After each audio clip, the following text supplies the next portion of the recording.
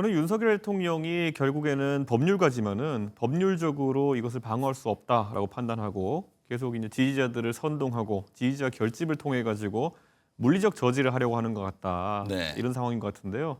안타까운 것은 지금 두 가지 절차가 동시에 진행되고 있습니다. 헌법재판소에서의 탄핵 절차, 그리고 내란죄에 대한 수사 이렇게 하고 있는데요. 지금 윤석열 대통령 지지층은 물리적으로 윤석열 대통령이 체포되는 것을 막으면은 탄핵이 안 되는 줄 알고 있어요. 네. 그렇게 선동을 하거든요. 본인의 거취나 아니면 당 운영에 있어가지고 제가 지적하기보다는 사무처 당직자 전원이 이의를 제기했어요. 네. 사무처 당직자들이 성명서도 내고 이렇게 당을 운영하면 안 된다 이렇게 얘기했는데 변화가 보이지 않으니까 이제 사무처 당직자나 아니면 정무직 당직자들이 저에게 이걸 좀 바로잡아달라고 얘기한 겁니다. 근데 거기에 대해서 허은하 대표가 이제 발끈해서 이렇게 하는 걸로 보이는데요. 저는 결자 해지를 계속 이야기했거든요. 네. 근데 지금 이 상황에서 명백히 사무처 당직자들과 대립하고 있는 허은하 대표고 여기에 대해서 본인이 어떻게 하겠다 비전을 세우든지 이런 게 있었어야 되는데 그러지 않고 오늘 이제 기자회견을 통해서 저한테 상황 정치한다 그랬는데요. 디테일이 없잖아요. 네. 제가 허은하 대표에게 뭘 요구하거나 하질 않거든요. 12.3 비상계엄 사태가 일어난 지 한 달이 지났습니다. 내란 혐의를 받고 있는 윤석열 대통령 지금 여전히 체포영장에 불응하고 있는데요. 현 상황을 어떻게 보고 계십니까? 저는 윤석열 대통령이 결국에는 법률가지만은 법률적으로 이것을 방어할 수 없다라고 판단하고 계속 이제 지지자들을 선동하고 지지자 결집을 통해 가지고 물리적 저지를 하려고 하는 것 같다. 네. 이런 상황인 것 같은데요. 안타까운 것은 지금 두 가지 절차가 동시에 진행되고 있습니다. 헌법재판소에서의 탄핵 절차, 그리고 내란죄에 대한 수사 이렇게 하고 있는데요. 지금 윤석열 대통령 지지층은 물리적으로 윤석열 대통령이 체포되는 것을 막으면은 탄핵이 안 되는 줄 알고 있어요. 네. 그렇게 선동을 하거든요. 그런데 실제로 이거는 윤석열 대통령 개인 혐의에 대한 부분이고 탄핵은 헌재에서 지금 일정상 계속 진행되고 있습니다. 네. 그렇기 때문에 아무리 물리적으로 저지하려고 하더라도 헌법재판소에서는 판단을 내릴 것이다. 네. 그래서 말씀하신 대로 탄핵 찬성과 반대 또 체포영장 집행을 둘러싸고도 지금 갈등을 겪고 있습니다. 정치권 대립을 떠나 이게 시민들 간 충돌 우려까지 나오고 있는데 현재 윤 대통령에 대한 탄핵과 수사 지금 투트랙으로 진행되고 있지 않습니까? 예. 헌법재판소의 움직임과 이 수사 문제는 어떻게 보고 계세요? 저는 아무래도 헌법재판소에서는 이미 포고령의 문제점이라든지 드러나는 것만으로도 탄핵을 진행할 수 있다고 판단해서 네. 신속하게 움직이는 것 같고요. 지금 뭐 강제 수사에 대해 가지고는 윤석열 대통령 계속 거부하면서 이걸 지연시킬 수 있지 않을까? 그러니까 속된 말로 탄핵이 되더라도 내가 구속되는 건 늦춰야 되는 거 아니냐? 뭐 이런 생각을 하고 있는 것 같은데요. 네. 둘 다 사실 큰 의미는 없다 이런 생각을 하고 지금 한남동 앞에서 지금 이제 양세력 간의 대립이 이어지고 있는데요. 애초에 탄핵에 대해 가지고 찬성하는 국민의 수가 상당수 여론조사에서 높게 나타나는데도 불구하고 거기에 지금 탄핵 반대 집회로 오신 분들이 더 많은 이유는 네. 딱 한 가지입니다. 우리나라 국민들 대다수가 탄핵이 인용될 거라는 것에 대해서 믿어 의심치 않아요. 그렇기 때문에 그 절박함은 지금 탄핵 반대하시는 분들의 몫이고 그러다 보니까 지금 수가 더 좀 많이 모이는 것처럼 돼 있는 거지 사실은 탄핵은 안정적으로 진행될 겁니다. 네. 내란 특검법과 김건희 여사 특검법이 국회 재의결 문턱을 넘지 못했습니다. 지금 야권은 제3자 추천 등을 담은 내란 특검법 수정안을 다시 발의했습니다. 국민의힘 지금 여전히 반대 입장인데요. 내란 특검법 처리 문제는 어떻게 전망하세요?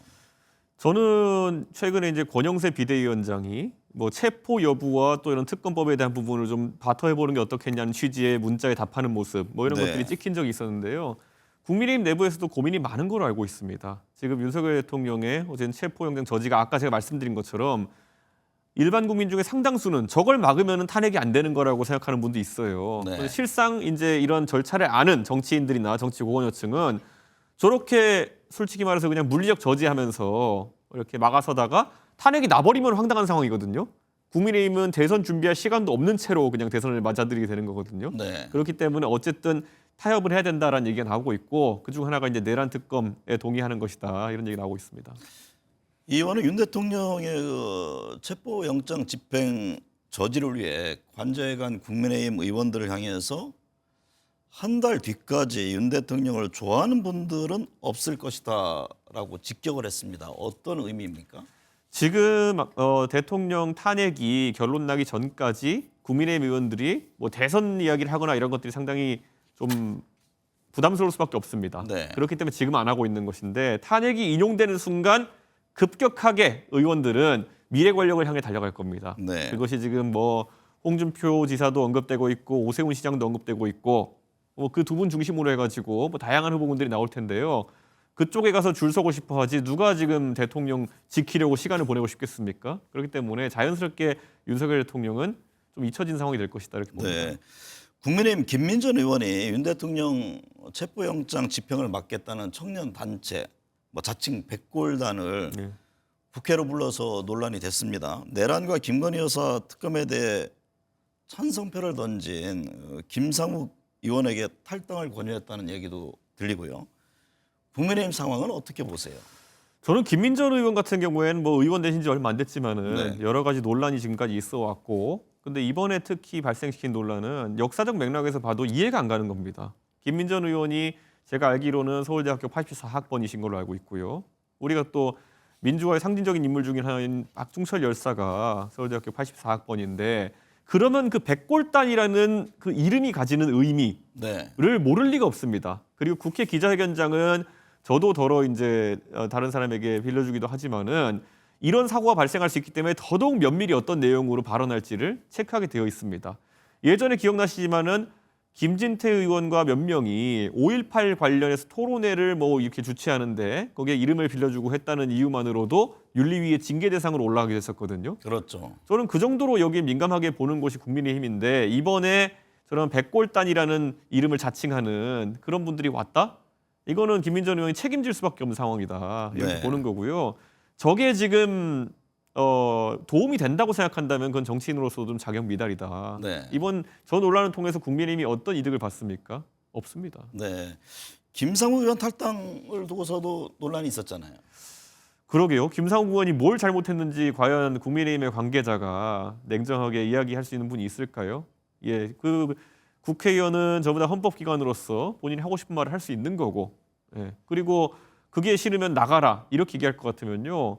이재명 대표의 사당화를 지금까지 비판해온 국민의힘에서 할 말은 아닌 거죠. 네. 그래서 저는 굉장히 안타깝고 김상욱 의원은 하여튼 이번 정국에서 정말 국민들에게 깊은 인상을 남겼고 앞으로도 국민의힘에서 바른 소리 하는 의원으로 계속 기대감이 높아질 것 같습니다. 네. 국민의힘 의원들 간에도 윤 대통령 탄핵 찬반을 놓고 견해 차이가 있습니다.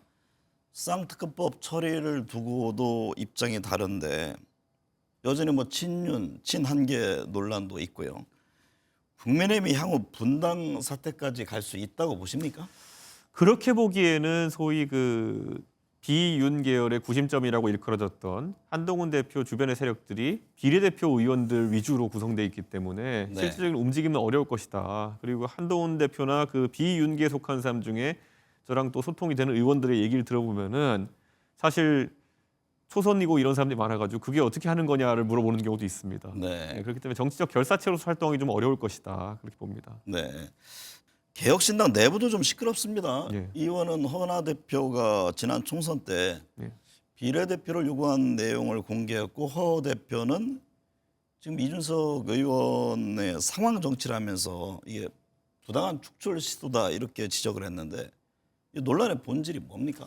글쎄요, 저는 허은하 의원이 개혁신당을 할 때 창당 멤버로서 항상 좀 많은 신뢰를 해왔고, 근데 최근에 이제 본인의 거취나 아니면 당 운영에 있어가지고 제가 지적하기보다는 사무처 당직자 전원이 이의를 제기했어요. 네. 사무처 당직자들이 성명서도 내고 이렇게 당을 운영하면 안 된다 이렇게 얘기했는데 변화가 보이지 않으니까 이제 사무처 당직자나 아니면 정무직 당직자들이 저에게 이걸 좀 바로잡아달라고 얘기한 겁니다. 근데 거기에 대해서 허은하 대표가 이제 발끈해서 이렇게 하는 걸로 보이는데요. 저는 결자 해지를 계속 이야기했거든요. 네. 근데 지금 이 상황에서 명백히 사무처 당직자들과 대립하고 있는 허은하 대표고 여기에 대해서 본인이 어떻게 하겠다 비전을 세우든지 이런 게 있었어야 되는데 그러지 않고 오늘 이제 기자회견을 통해서 저한테 상황 정치한다 그랬는데요.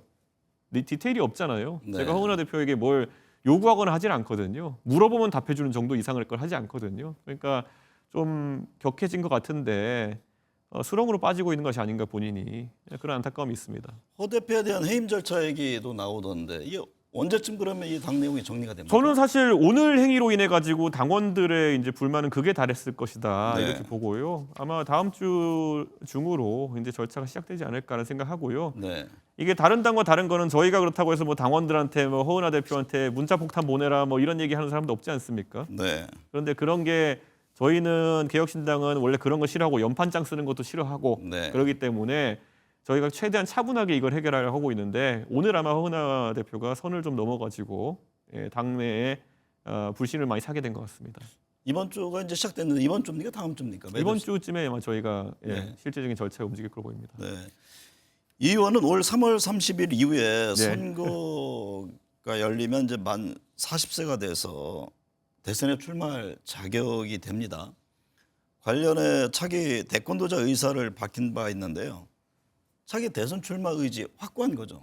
저는 대선이 열린다면요. 이번에 지금 여론조사가 출렁이는 것도 보면은 네. 결국 윤석열 대통령이 주도하는 이런 권위주의적이고 전체주의적인 세력도 마음에 들지 않고 이재명 대표도 거기에 대안이 되지 않는다는 게 명확합니다. 그럼 저는 이건 그 두 분의 개인보다도 시대 교체해야 되는 거 아닌가 네. 이런 생각을 합니다. 그래서 제가 요즘 말할 때는 그 미국의 이제 그 대선 주자로 나왔던 분들이 가끔 썼던 좌도 우도 아니고 앞으로 가야 된다 이런 얘기를 많이 하거든요. 네. 대한민국에서 지금 이제 이념적으로 좌우를 얘기하는 사람들이 얼마나 극단화되어 있는지를 국민들이 봤을 겁니다. 저는 이제 대안이 돼야 되는 것이 개혁신당과 저 이준석이라고 생각합니다. 슬로건은 그러면 시대 교체입니까? 시대 교체이고요. 그 안에는 많은 것이 내포되어 있을 겁니다. 네. 결국 대한민국이 더 이상 이 법조인들의 정치에서 벗어나야 됩니다. 맨날 법조인들이 하던 대로 과거를 재단하면서 선악을 재단하려고 들면서 서로 상대편 감옥 보내면 정치가 끝인 줄 알고 있어요. 네. 정치라는 거는 국민을 잘 살게 만들고 산업을 발달시키고 과학기술을 진흥하고 이런 것들이 다 포함되어 있는 건데 윤석열 대통령 정치하면서 어땠습니까? 사람 잡아넣는 거에만 집중하고 이재명 대표 뭐 했습니까? 나 방어하면서 법적으로 방탄하는 거에 집중하고 네. 저는 이런 정치하면 안 된다 보기 때문에 제가 최근에 얘기했던 것처럼 저도 그런 부분에 관심을 갖고 정치하고 있고 최근에 많은 분들이 또 주목하는 게 안철수 의원 같은 분 아니겠습니까? 네. 안철수 의원도 과학기술, 미래 이런 얘기 많이 해오셨고 뭐 네. 유승민 의원 같은 분들도 경제나 이런 먹고 사는 문제도 굉장히 얘기 많이 하셨잖아요. 네. 새로운 판이 짜여져서 그 안에서 경쟁이 이루어져야 되는 거지 누구 감옥 보내자 이런 정치는 하고 싶지도 않고요. 네. 이재명 대표도 뭐 사법 리스크가 있으시면은 법원에 성실하게 출석하셔가지고 그 판단 받으셔가지고 리스크를 제거하시고 선거 나오셔야 되는 거지. 지금 사실 반헌법적인 행동을 한 대통령을 지금 물러나게 하는 건데 만약 이재명 대표가 대통령이 돼가지고 헌법상의 불소추 특권으로 이제 본인의 지위를 유지하려고 하는 거면은 그것도 반헌법적입니다. 네. 저는 그래서 좀 그런 거 빨리 해결하고 나오시라 이렇게 말씀드립니다. 민주당 이재명 대표의 지지율이 높지만 한번 해볼 만하다라고 밝힌 바도 있습니다. 이재명 모세라고 앵무새처럼 이재명만 거론해서는 이재명 대표를 이길 방법은 없다는 얘기도 했는데요. 뭔가 비책이 있는 겁니까? 제가 지난 지방선거 때 이제 사실상 이재명 대표가 지휘하는 민주당과 제가 당대표로서 붙어봤었거든요. 네. 그런데 이재명 대표의 한계점은 그 오히려 사법 리스크는 많이 공론화돼 있고요. 이재명 대표가 지방선거하면서 했던 무수히 많은 비상식적인 이야기들. 네. 그때 뭐 김포공항을 없애고 비행기에 수직이 착륙한다. 그리고 그때 뭐 대선이나 지방선거 이럴 때 보면은 뭐 대한민국이 곧 기초통화국이 되니까 돈 쓰는 거 있어가지고 뭐 막 써도 된다는 식으로 얘기하고 뭐 호텔 경제, 뭐 호텔에 돈을 넣고 뭐 어쩌게 하면은 돈이 들어온 건 없어도 국민이 잘 살게 된다. 네. 뭐 이런 좀 말이 안 되는 얘기들을 많이 하셨거든요. 이런 정책적인 면에서 검증해 나가면서 비교 우위를 가져가는 것이 옳은 전략이지. 네. 이재명 대표가 사법 리스크 많고 이미 별이 4개고 별이 뭐 5개 정도 더 달릴 수 있다는 거는 다 알고 있습니다, 국민들이. 네. 그리고 뭐 가족 간에도 참 재미있는 대화 많이 하시고 이런 거 다 알고 있거든요. 그러니까 저는 이런 것들을 아무리 그 이재명 대표를 상대하는 진영에서 반복해서 앵무새처럼 얘기한다 해가지고 변화는 크지 않을 것이다. 네. 이재명 대표의 그런 정책적인 면에서의 무능 또는 가끔 무지를 언급하면서 비교 우위를 가져가야 된다 생각합니다. 차기 대선은 3자 구도를 점치는 이들이 있습니다. 이준석 의원을 포함해서 뭐 민주당, 국민의힘 후보 등의 구도를 말하는 건데요. 보수 대연합 차원에서 이 의원과 국민의힘 후보와의 단일화 가능성 문제는 어떻게 보세요? 글쎄요. 저는 제가 동탄에서 선거 뛸 때도 비슷한 제안들이 많았지만 네. 이런 지하에 거절했던 것이 이 선거라는 것이 유불리를 따져가면서 정치공학적으로 했을 때는 그거는 국민들이 어찌 받아들이지 않는다. 표가 네. 산술합이 나오지 않는다. 결국 그렇다면은 이런 문제에 있어가지고는 내 생각을 선명하게 이야기하고 이 선명함 속에서 다른 후보와 조절이 되면 괜찮은데 국민의힘 후보는 지금 봤을 때는요. 누가 되든지 간에 이 탄핵 사태에 대한 대처나 이런 걸 봤을 때 너무 멀리 가버렸습니다. 네. 예, 지금 탄핵에 대해 가지고 아니 부정선거에 대해 가지고 아직까지도 옹호하는 분들이 국민의힘 상당히 있거든요. 근데 이런 분들과 궤를 같이 하는 순간 제가 내세웠던 선명성이라는 것이 퇴보하게 되고 네. 저를 지지했던 국민이나 지지자들, 당원들 같은 경우에는 상당수 이탈할 수밖에 없다는 것을 네. 제 스스로도 잘 알고 있습니다. 그러면 대선 후보로 나오게 되면 끝까지 완주하겠다 이런 의지가 강하신 지금은 당연히 거네요. 완주하는 거죠. 네. 조기 대선이 치러질 경우에 개혁신당과 뭐 이른바 뭐 친한계 의원 등 합치는 정계 개편, 이른바 합종 연행의 가능성도 거론되던데 그 점은 어떻게 보세요? 저는 뭐 친한계라고 불리는 분들이요. 과거에 친이준석계였던 분들이 많습니다. 네. 그렇기 때문에 소통은 자주 하는데요. 다만 지금 제가 오늘도 서울에서 여기 차 타고 오다 보니까 뭐 한동훈 대표의 지지자라고 주장하시는 분들이 서울 시내에 막 한동훈 대표 지지 현수 막 걸어놨더라고요. 제가 아는 범주 내에서는 사전선거 운동이 될 수 있는데 어떻게 그런지 모르겠지만은 정치적 활동을 재개할 것으로 보이는데요. 네. 저는 그 절차 동안은 아마 그 친한계라고 하는 분들이 당내에서 상당히 당내 투쟁을 세게 하지 않을까 생각합니다.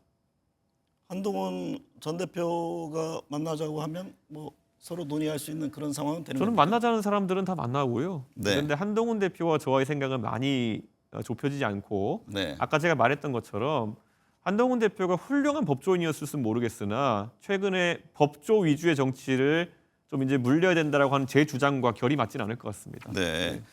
국민의힘에서는 뭐 차기 대선 후보로 오세훈, 홍준표, 원희룡, 안철수, 앞서 이제 유승민 의원도 말씀하셨는데 뭐 한동훈 대표 움직임도 주목되고요. 각 후보별 장단점을 거론해서 좀 눈길을 끈 적이 있는데 네. 범여권 안에서는 차기 대선 후보로 누가 유력해 보입니까? 저는 홍준표, 오세훈 두 분의 대결 압축될 가능성이 높다. 네. 그거는 지금과 같은 판이 유지될 경우에 그렇고요. 제가 말하는 것처럼 만약에 새로운 판이 짜여서 법조인이나 아니면은 이런 인물들이 아니라 네. 새로운 어떤 과학기술이나 미래 아니면 경제 먹고 사는 문제가 담론의 중심에 서게 되면은 안철수 의원이나 유승민 의원이 조금 더 주목받을 수 있다. 네. 이런 생각을 하고 있습니다. 하지만 큰 틀에서는 당심의 홍준표, 민심의 오세훈의 대결로 압축되지 않을까 그런 생각을 합니다. 네. 헌법재판소 탄핵 인용 어떻게 전망하는지 궁금하고요. 관련해서 차기 대선 시기와 구도는 어떻게 보세요? 저는 윤석열 대통령 측이 저렇게 헌법재판소의 절차에 협조하지 않는 모양새로 가고 헌법재판소에서는 어쨌든 이제 내란죄에 대한 부분도 판단 안 해도 된다고 생각하고 있는 것 같아요. 네. 그러면은 이 위법적인 계엄에 대해 가지고 실질적으로 그것만 판단하면 된다고 보고 있는 것 같고 저는 빠르면은 2월 중으로 결론이 날 것이다 이렇게 예상하고요. 그러면 4월 대선을 우리가 예상해야 되지 않나 네. 이런 생각입니다. 윤석열 대통령이 만약에 생각이 있으면요. 네. 헌법재판소에 나가가지고 철저하게 나 누구랑 대질신문 하고 싶다. 나 김용현 장관이랑 대질신문 하고 싶다. 내가 진짜 시켰는지 아닌지 물어보자. 뭐 이런 걸 다툰다면은 모르겠는데 지금 윤석열 대통령은 헌법재판소에 출석하는 순간 체포될 것이 두려운 겁니다. 네. 그래서 출석도 안 할 테고 저렇게 계속 버틸 텐데 그러면은 저는 절차에 크게 지장이 갈 만한 부분이 없다고 봅니다. 2월 인용 4월 대선이면 이 대표 이 의원 행보와도 관련이 있잖아요. 저희는 그래서 개혁신당에서는 일부 이제 뭐 잡음을 발생시 인사들 제외하고는 이미 네. 대선 모드로 정책부터 메시지까지 다 준비하고 있습니다. 현재로서는 차기 대선 관련해서 민주당 이재명 대표가 유리한 국면이라고 보세요?